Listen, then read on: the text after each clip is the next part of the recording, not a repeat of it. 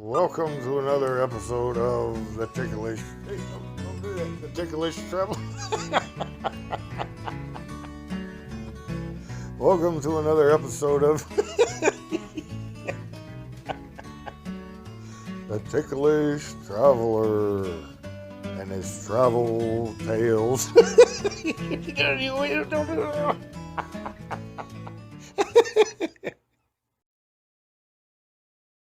Jean Henri Dunant, everybody. Jean, middle name Henr, and that French I. Henri Dunant is the surname. Frederick Passy, I believe it was Pasy. Jean Henri Dunant and Frederick Passy. They were the first ones to do something very, very interesting. So read up on these fellas. Well, speaking of interesting, I thought I'd give these travel people another chance. I turned on the radio. It was a blizzard in Colorado. So I crawled in the RV and I had myself a hot cup of coffee and some delicious dark chocolate. So I turned on this radio program about travel, and it was ever so interesting to find out don't ever eat crispy, charcoaly, burnt peppers. When you burn them, they're not good anymore. Oh, brother, mercy me, man. So that was very interesting. I guess I won't, burn any more peppers and gobble them down. I guess I'm not going to take a newspaper and burn that and make soup out of it either. Well, this travel, boring, triple boring program got even more boring when these two American guys, there were some travel, I don't know what you call them, guides or something around Spain, and they says that they got a new language in Spain, and the boring guy asked them, and same old, so man, it was just, so I woke up, and if you want to take a good nap, I guess you can listen to these these travel people. Well, I was just thinking when I woke up, I was thinking about paprikas, and that's just how Europeans say peppers. When I was over there in Europe, I had that little fold-up bike, and I went out of town an hour or so, and the big X across the name of the little village, and that means that you're no longer in that territory. At any rate, I'm in an open field, another open field. There's just nothing but open fields there in Europe. Well, I seen a field, and it was full of paprikas.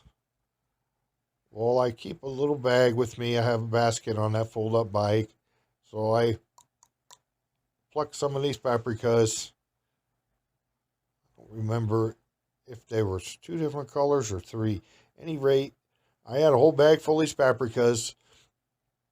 Nobody was attending to this field because I would go out there, just about every day this time of year. I took these paprikas back to where I was staying in this lady's backyard, this older lady, and she too had a garden, and it was plush and full. She had the raspberries and pears, everything. You look down the row of houses and little gates, you could see all the people on her street.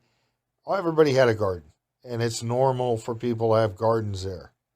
Well, Attila and Fritzy, they come over to gobble down some lunch, and Daniela was there too. So I was real proud of these paprikas. What I did was I put them in the oven, in a pan, and I put olive oils on there and let it sit for one whole day. And man, that was tasty, delicious, gooey, and good. I put that on top of some spaghetti, and we were all having a good time. All of a sudden, Eggie opened the door, and she gave me a big plate for all of us to eat. You guessed it, it was spaghetti and paprikas. Oh man, we all had a good time. Incidentally, I was going to talk a little bit more about food with Attila and Fritzy and Daniela. These people, these European friends of mine, have never been to America. But my mom sent me a package, and in that package, I had her send me some tortillas. And I made tacos for all of them. None of my friends had ever had any tacos. And man, we had a good time. This was the next week after that spaghetti and paprika incident. And man, Aggie spaghetti and paprika was also good. So anyway, we were sitting there eating tacos. I made a bunch of tacos for them. I believe they were the yellow ones, the tortillas. And man, oh man, they loved them. And then I started talking about Frisbee, and Tilla and me were in the backyard, and he was smoking some sailor's pipe. And I says, yeah, let's play Frisbee. But we don't have Frisbee. I said, yeah. I lifted up the pot, the little chunk of plastic underneath the pot, tapped out the water, and we started playing Frisbee. Old Aggie back there, the old lady, she was back there in her bathing suit. She was playing Frisbee with us too. Oh, I had a good time over there with all my buddies. And I hope everybody enjoyed this. Thank you. Johnny Winter, everybody. Just thought I'd share this name with everybody. He's a great guitarist. He had a lot of great songs. Highway 61 live was great. He did an excellent version of Jumpin' Jack Flash. Just to share that name with everybody. He had a lot of great songs. And if you like rock and roll, blues, just check him out. Listen to his songs, enjoy them. So it has nothing to do with that. I'm going to talk about train travel in Europe. Well, I always sit in first class. That is until the conductor comes and he kicks me. You're not here in this. You're not supposed to be here in this. Thank you very much, sir. Oh, that's very kind. Oh, thank you, sir. But it is not possible. You're not here. You are second class. Thank you, buddy. I'll take an orange juice. That's great, man. I love it. But you cannot. This is not possible. We're not supposed to be here. This is not. Oh, if you have a little blanket for me, little baby, great. A little lovely blanket and a pillow. But you cannot. Man, I have fun with them guys. That is until the word Policia comes out of their mouth and I hightail it out of there. I usually go find an old couple to sit with. That guy's got, he got the old hands, big hands and wrinkles, knuckles, and he got the big chunks of dirt all over his boot and a big heavy jacket. And his wife, the old lady with wrinkles, the glasses and the black hat, and they're just looking out the window. And I sit in there with them and hey, we're done. Well, then, they nod their head. They sit there, and I usually have dried fruit with me. I share it with them. And them villagers usually accept. They like the dried fruit. And then they usually have a little bit of drinky poo. Maybe just some homemade water, in a bottle. And man, I love them train rides. And sometimes it hasn't even been to the right destination. There are plenty of wrong trains. Oh man. What people don't tell you, they got, say, 12 cars, and that makes up the train. The wagons or the cars, however you want to say it. And there's really no display on where they're going. All I know is I'm going, say, Ljubljana, for example, which is capital Slovenia. Most people probably don't know. At any rate, it's 1:20 departure in the morning, and you're leaving Budapest, Hungary at 1:20, and there's two trains there. Well, one of them's leaving at 1:20. I'm getting on it, even though I don't see anything on the menu or nothing that says Ljubljana. So I got on this train, and there's a whole bunch of Italian kids on there, and they're all like Cub Scouts or little kids like Beaver Cleaver. I don't know. They're little guys, and I was kind of horsing around with them and blowing kisses to their moms and oh, mom, oh, very good. And one lady was a little bit close, and I kissed her on the forehead. And all little kids were hanging all over me like they used to at the Greek church, and they're kind of yelling. And I felt like the Green Giant, and I was swinging the kids off of me, and I was just going, I don't even know, to my compartment or whatever you call it. And I had a good time just getting lost on them trains. And I had a lot of fun taking trains in Romania and Serbia. I remember going down a very hot stretch in a Serbian summer on that train, and there were cigarette butts everywhere, and it was an old train with cut seats, and you looked out the window and you said, you pull into these little bitty towns, and the signs were all chewed up and faded. You didn't know where you were. You thought you were back maybe in a Yul Brynner movie or something back in the 60s. And man, it was kind of neat. Those old buildings were all chunked away, and half of them were gone, and those guys get out with their red hats and ding, ding, ding, ding. And then you look at the villagers getting on. You help the old lady. She's got the little homemade basket, and she's got eggs in there and the chicken and everything. And man, it was fun. And then they take off. And I remember there was a family of Serbs, and they were all smoking cigarettes outside on a mattress. This mattress was underneath a big shade tree, and it was hot. And I remember I didn't have any water. I was real thirsty. And that old lady I helped on the train, she gave me some water. And I said to her, you know, ja sam žedan, I'm thirsty. And oh, and she tapped me on the thing. So I had a good time on a lot of trains. Some of them I was supposed to be on. Some of them I wasn't supposed to be on. I sure was on a thrill ride, having fun, and sitting on some of them old ladies' laps. You drink a little Shluvovica with them, and you smoke 9 cigarettes, and you're looking out the window, and all the scenery, and the old guys with their homemade pitchforks made out of wood, and they're making those big haystacks, 25 feet and 2 inches high, and then they're waving at you with those old big hands that they have. Those Serbs got those big catcher mitt hands. And then going through Romania, I had a good time. One example, it was nobody on the train. I was going into Hungary from Romania, and I don't remember what time of year, but there was only 2 people on my wagon, and they were locals, and me made 3. And these 2 Spaniards got on. They were both in their 20s, and they were looking at their tickets. And we were just minutes from leaving, departing from Romania into Hungary. And these 2 Spaniards came up to the local Romanians, and they said, "Scusa, you're in my seat. But you can sit anywhere. Nobody's here. What's wrong? I don't understand. Why, hey, come on. And, oh, sorry. I just couldn't believe it wasn't Americans doing that.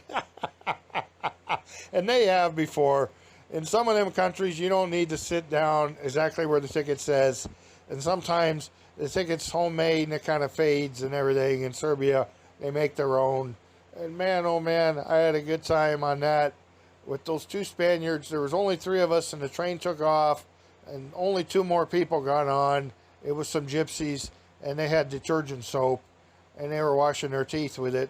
And man, it was a lot of fun riding around on trains in Europe, and I hope you all enjoyed this. Okay. Hello, everybody.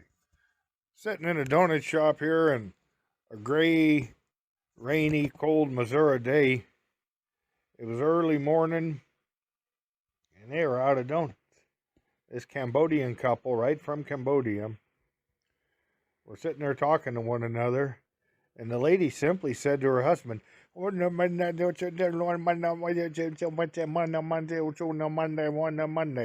And he looked up at her and he said, ah. And then he proceeded to tell her, and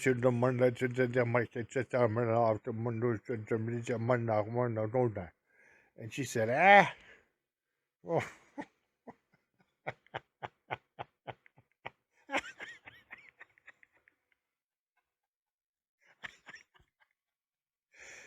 Oh, boy, you can sure meet a lot of funny people out there. It doesn't have to be off the beaten track. It can just be off Austin Street at a donut shop. So I was thinking about Greece. I've been watching several videos about all the Greek islands, all those same old boring things about where to go and all that. Well, here I go again. I'm going to tell you about some people I met. It was 4 young Dutch. Danny Van Gast. That's the only one I remember out of the 4 guys' names. He was a curly-haired guy. He looked pissed off all the time. He would have fit the mold more of an Irishman. The other guy had real slick back hair. And the other 2, one guy was a black guy, a light-skinned black guy, and the 4th of the 4 Dutchmen I met while on my way to Greece back about 40 years ago. This 4th Dutchman, his parents were from Indonesia, and he used to imitate Elvis.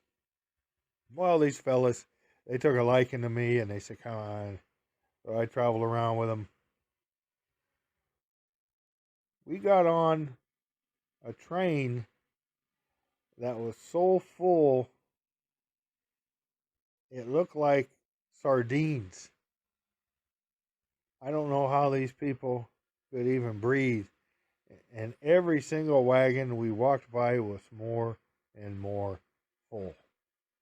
Yeah. So it's just claustrophobic and sickening, grotesque, hot summer, jam-packed Greek train. Oh man, this one's worse than this one. Hey. The Indonesian guy says, come on, guys. This one's almost empty. The door was locked as the 4 Dutchmen were banging on the door. I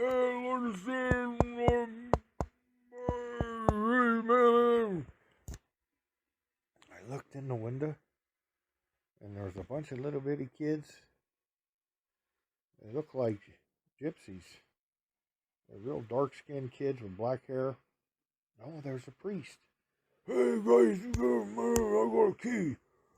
So this Indonesian Dutchman goes in his bag and shows this priest his key, and I gently put my hand on his shoulder and I said, hey, I said, just calm down, man. I says, that's not the way to be with these people. They're church people. Oh, wait, man, we're not going to go in those cars. I go, hey, just go outside, take a little rest. And he did. I told the other guys, I go, don't worry about it. Just go outside. So I waved to the priest, and I crossed myself, which is the same way the Greeks cross themselves. And the guy's face lit up, and he opened the door. I said, well, Dober done.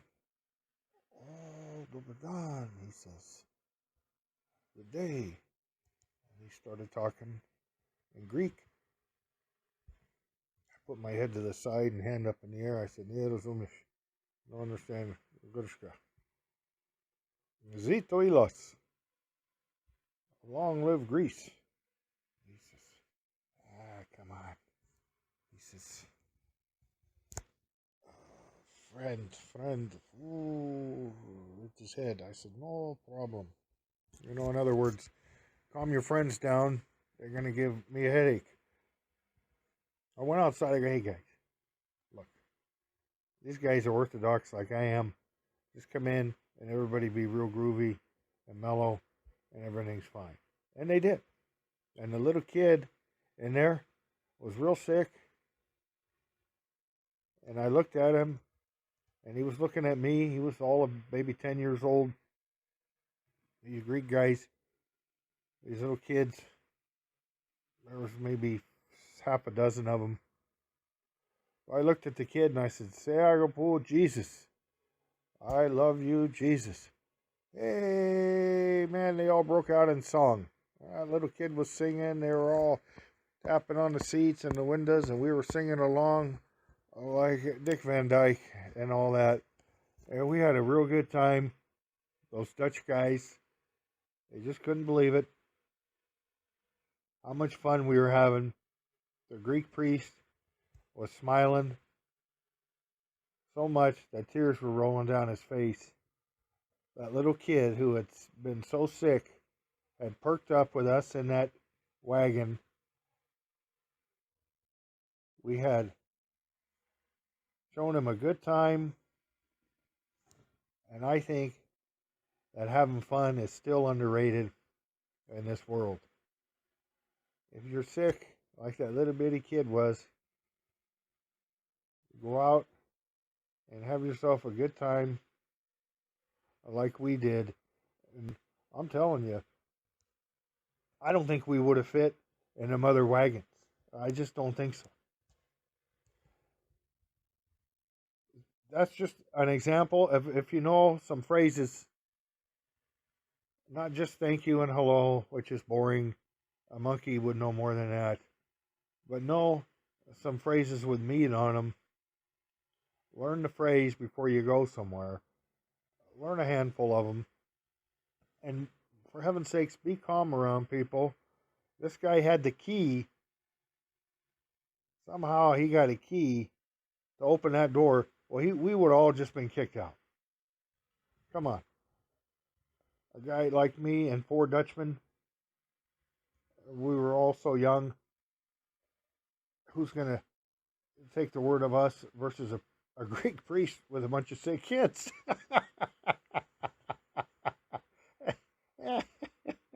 It's like Archie Bunker hitting that station wagon full of nuns. Whose word are they going to believe? So we had a real good time in these languages and meeting these different people. I just thought I'd share it. I'm your huckleberry.